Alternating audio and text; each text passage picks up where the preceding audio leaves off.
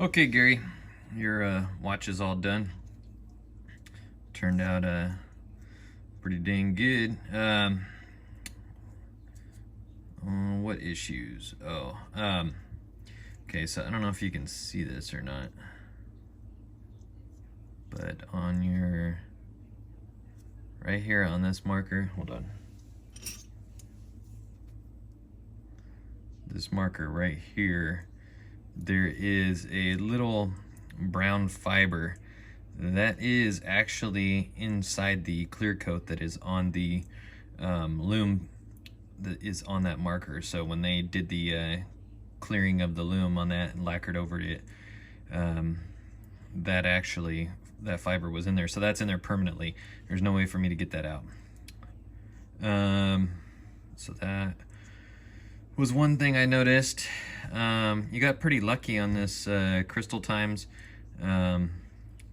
chapter ring, as these are machined with a little metal tab that goes into the case, so they're pretty hard to adjust, and the lines on them aren't perfectly symmetrical all the way around to where they match up with the hour markers perfectly.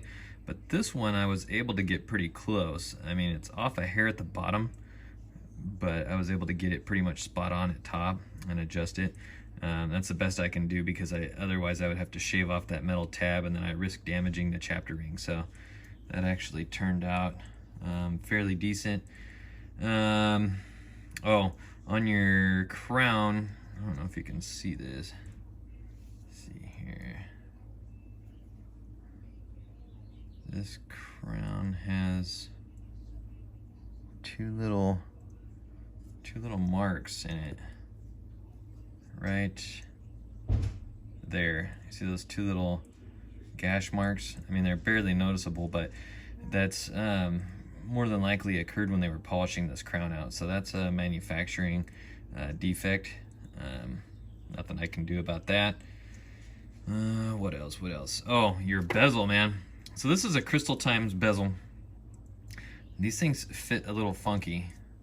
It took me a good 45 minutes to try about 4 or 5 different gaskets until I found one that made it so it didn't have play, because all the rest of them allowed it to have tapping play around, and it was real jinky when you would turn it.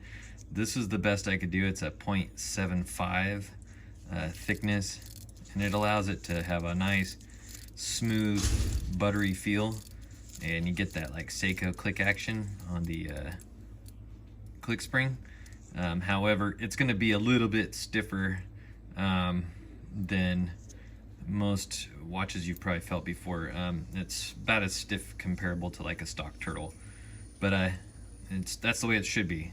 So just make sure that you're, always when you wash your hands, maybe, rinse the top of your watch a little bit, so that the water washes away any grime that builds up, because you don't want grime to build up on there, because then it'll get stiffer.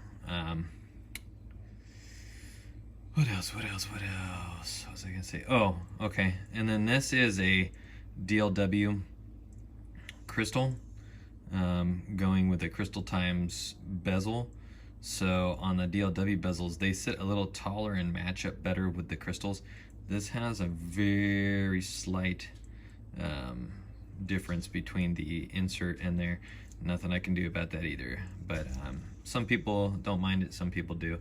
But anyhow, you won't notice it that much, and it doesn't look bad at all. I'm just saying that on different bezels, you're going to have different fitments with different crystals. So that's why I like when I do a complete build, I try to usually stick with parts all from the same, whatchamacallit, vendor or supplier, so that I don't have any issues with fitment like that. But it's not really an issue. It's just things that are going to be different than other watches you may have seen. But anyhow, it turned out really nice, and it's good to go. What else was I gonna say? I don't even remember what the quote was on this one for the build, but I'll get that over to you, and it'll have the cost of that bezel gasket figured in there, because you didn't have a bezel gasket included with everything that you sent over. But other than that, it is done, good to go, and I am done for the night. And I'm doing good. Hope you're doing good up there. I'm healthy. So far, so good. Knock on wood. All right, man. There you go.